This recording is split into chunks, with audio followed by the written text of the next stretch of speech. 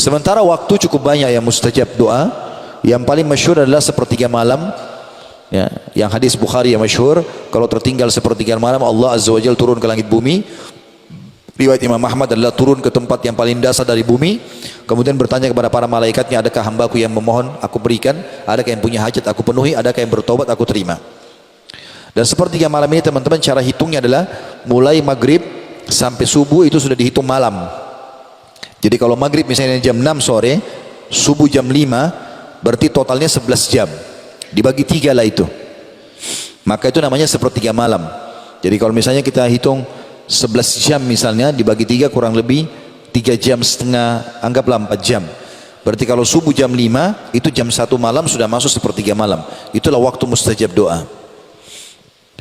Pernah Abdurrahman ibn Auf radhiyallahu anhu mengatakan, ya Rasulullah, saya punya hajat tapi belum saya dapatkan. Kata Nabi SAW, hai Abdurrahman, apa kau lupa pesanku? Kata dia, apa itu ya Rasulullah? Kata Nabi SAW, sepertiga malam, bangun, minta kepada Allah SWT. Yang kedua pada saat sujud, ya, terutama di sholat sunnah, karena sholat wajib ada bacaan khususnya. Di sholat sunnah ini umumnya ulama membolehkan, ya, kata Nabi SAW, kalau kalian ruku agungkan Allah, kalau kalian sujud perbanyak doa, karena sangat jarang doa ditolak pada saat seseorang sedang sujud. Dan Sufyan Ats-Tsauri rahimahullah, salah satu ulama tabi'in yang masyhur di Mekah, beliau dikenal dengan julukan Sajjad, suka sekali sujud, ya. Dan beliau tidak pernah angkat kepalanya dari tempat sujud kecuali hajatnya sudah dia rasakan dikabulkan oleh Allah. Kemudian juga sebelum salam terakhir kalau dalam sholat, ada kurang lebih 23 macam doa yang Nabi SAW ajarkan. Ya, kalau teman-teman sudah hafal alhamdulillah, kalau belum usahakan dihafal.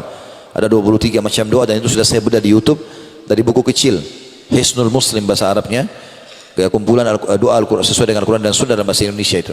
Ada 132 doa, diantaranya doa-doa sebelum salam ada 23 doa.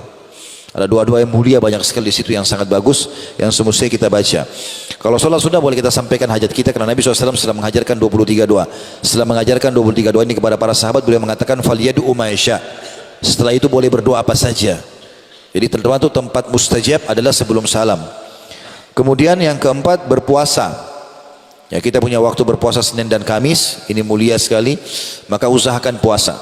Ya, tidak ada alasan untuk tidak puasa ini. Usahakan puasa teman-teman, karena kalau bukan sekarang kapan lagi? Jangan cuma bilang itu puasa sunnah. Sunnah pun dianjurkan untuk dikerjakan. Dan sunnah fungsinya itu untuk menambal kekurangan amal wajib. Karena kata Nabi SAW, awal amal dihisab hari kiamat adalah solat. Kalau solatnya baik, maka beruntunglah dia. Kalau rusak, maka rugilah dia. Dan kalau seandainya ada solat wajibnya yang kurang, maka Allah berfirman kepada para malaikatnya, dan dia lebih tahu tentang keadaan hambanya. Dia mengatakan, coba lihat solat-solat sunnah hambaku ini. Kalau ada, dilengkapkanlah solat wajibnya. Dan itu berlaku pada semua ibadah yang lain. Seperti puasa Ramadan dibantu dengan puasa sunnah, zakat dibantu dengan sedekah, haji dibantu dengan umroh.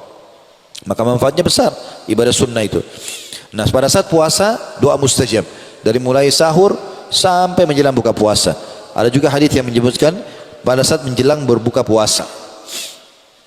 Begitu juga dengan puasa yang lebih 3 hari setiap bulan. Hari-hari puasa banyak ya. Selain Ramadan, karena Ramadan sudah pasti kewajiban, tapi kita bicara sunnahnya. Yang kelima adalah musafir. Semua musafir diijabah doanya. Ya, selama safarnya bukan pada kemaksiatan, bukan karena mau menipu orang, bukan karena mau berzina, maka biidznillah akan diijabah doanya. Berdoa ikhwas sekalian, lagi di kereta api, lagi di bus, lagi di pesawat, lagi di kapal, safar, berdoa, angkat tangan sebentar, 5 menit, 10 menit berdoa, mustajab doa. Kata Nabi SAW, orang yang puasa dan musafir tidak akan ditolak doanya. Begitu juga selanjutnya pada saat hujan sedang turun. Alhamdulillah kita di Indonesia ini ada musim hujan. Di Timur Tengah jarang sekali hujan. Kami waktu di Madinah dulu, kadang-kadang lewat 2 tahun tidak hujan. Ya, nggak ada hujan sama sekali. Kalau hujan sedikit orang pada keluar semuanya. Kita sampai 2-3 bulan, 4 bulan hujan. Dan setiap turun hujan itu waktu mustajab. Karena pada saat turun hujan di Madinah, Nabi SAW mengatakan ini rahmat Allah, rahmat Tuhan kan lagi turun dari langit, berdoalah. Disuruh berdoa para sahabat. Maka berdoa itu waktu mustajab. Kemudian juga pada saat perang sedang terjadi, berkecamuk, kalau kita di kancah jihad, ini juga mustajab. Kata Nabi SAW, Allah tidak menolak doa yang diucapkan atau disampaikan atau dipanjatkan pada saat perang lagi berkecamuk. Juga antara azan dan iqamah. Nah, ini banyak di masjid kita di Indonesia kadang-kadang, kecuali kalau kayak tadi mungkin ya karena kita mengejar ta'lim. Tapi kalau lagi waktu lowong, tidak ada kegiatan apa-apa teman-teman sekalian, antara azan iqamah dikasihkan waktu yang cukup. 5 menit saja itu masih pendek sebenarnya. Tapi banyak masjid kadang-kadang pendek sekali, gitu kan. Maka kalau di Masjid Haram Mekah Nabawi biasanya 20-25 menit, ya. Kecuali memang darurat sekali, orang-orang itu semua sibuk dengan kantor kerja. Kalau tidak, ini waktu mustajab. Kita masuk masjid bisa sholat qabliyah, bisa berdoa, ini tetap diijabah sama Allah SWT. Dan kita punya satu hari 5 waktu sholat, berarti kita punya 5 waktu mustajab, diterima sama Allah. Kemudian juga doa orang tua untuk anak. Ya. Saya sarankan bapak-bapak di sini dan ibu-ibu yang hadir selalu jaga lisannya dari anak-anaknya. Jangan suka bilang kau nakal nak. Ya. Ini bisa jadi doa. Kau bodoh bisa jadi doa. Kamu ini seperti orang gila bisa jadi doa.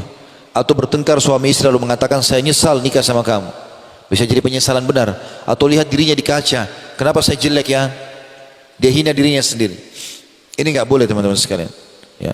Kata Nabi SAW dalam hadis Bukhari, janganlah seseorang dari kalian memohon yang buruk untuk dirinya, keluarganya, hartanya, sehingga malaikat lewat dan mengaminkan, maka terjadilah itu. Makanya di antara hal yang harus kita ucapkan teman-teman, jadikan bagian dari doa kita, ya Allah aku beristighfar kepadamu atas seluruh kalimat yang pernah aku ucapkan buruk, baik buat diriku, hartaku ataupun keluargaku. Bisa saja renggangnya suami istri karena kalimat mereka berdua. Bisa saja nakalnya anak karena ucapannya orang tua. Kata Nabi SAW, termasuk doa tidak ditolak adalah doa orang tua buat anak. Lebih baik kita bilang teman-teman, semoga Allah berikan kau hidayah, semoga Allah sembuhkan, semoga kau sehat, dan seterusnya. Termasuk juga yang selanjutnya doa anak untuk orang tua, anak soleh. Sebagaimana sabda Nabi SAW, kalau anak Adam meninggal dunia terputus sumber pahalanya kecuali dari 3, sedekah jariah, ilmu bermanfaat, atau anak soleh yang mendoakannya. Begitu juga setiap muslim terhadap muslim yang lain. Tapi dalam hadis dikatakan ala zahril ghaib, enggak ketemu.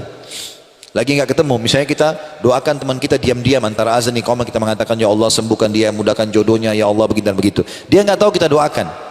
Kata Nabi SAW, doa muslim untuk muslim yang lain ala zahril ghaib, tidak dilihat ya, oleh temannya, itu diterima oleh Allah. Dan ingat teman-teman, setiap kali kita doakan seseorang, kecuali orang itu berbuat zalim. Tapi kalau tidak, apalagi kita cuma hasut saja, iri, maka jangan doakan keburukan. Karena kata Nabi SAW, siapapun yang mengucapkan kalimat doa, maka di atas kepalanya malaikat Allah kirim dan mengatakan wala kamithluhu wala kamithluhu. Kau akan dapat yang sama, kau akan dapat yang sama. Jadi kalau kita bilang, kalau saya bilang teman-teman, kalau ada orang kaya, apa yang saya lakukan Ustaz? Doakan, bilang ya Allah tambahkan kekayaan buat dia. Sebenarnya kita sedang doakan diri kita itu. Karena malaikat atas kepala kita mengatakan kau akan dapat yang sama. Orang sehat, ya Allah tambah kesehatannya, ya Allah berkahi. Kami sudah biasa dengar dari teman-teman di Saudi selama kami tinggal di Madinah. Subhanallah, kalau kita ketemu misalnya masuk ke dalam satu rumah, rumahnya besar misalnya. Maka kalau ketemu, Masya Allah, rumahmu bagus. Kalimat Masya Allah selalu ada. Semoga Allah berkahi buat kamu, semoga Allah tambahkan rezekimu. Padahal orang itu sudah kaya.